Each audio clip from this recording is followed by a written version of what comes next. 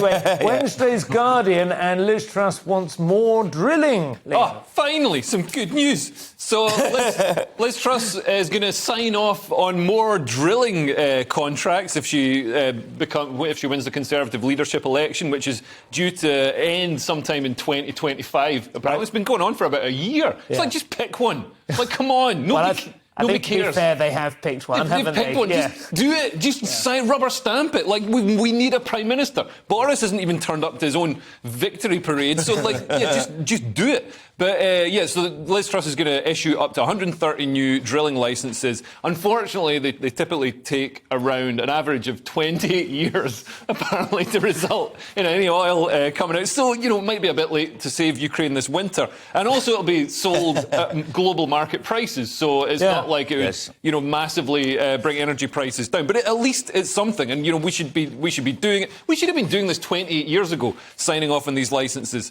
And Greenpeace have criticised it. So Dr. Doug Parr, who's some scientist for Greenpeace, has criticised it. And he then says, this is the bit that is insane. He says if Liz Truss really wants to help households, she should bring in an energy bill freeze and extra financial support. So he wants the government, Greenpeace want the government to financially subsidise people to use more fossil fuels. Yeah. That is not to find more That is the opposite of what Greenpeace... I thought Greenpeace wanted people to use less fossil fuels. So then the prices going up are doing what Greenpeace want, because they'll result in people using less. And anyway, the government, I mean, I hate to sound like my father on this, but it's a fact. The government don't have any money. If you say the government have to pay everyone's fuel bill, I mean, where do they then think the government will get that money from? Right. It's not like they have...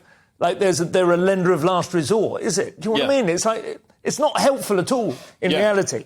It's still but neither is Liz Truss's plan. None of these plans are helpful. It's all an absolute cluster bomb. A lot of people are saying that they're not going to pay their energy bills, and that's great because it means they'll get cut off, which means we won't need to introduce energy rationing. And then people who don't pay bills. You're against energy rationing. What are your plans for the cold winter?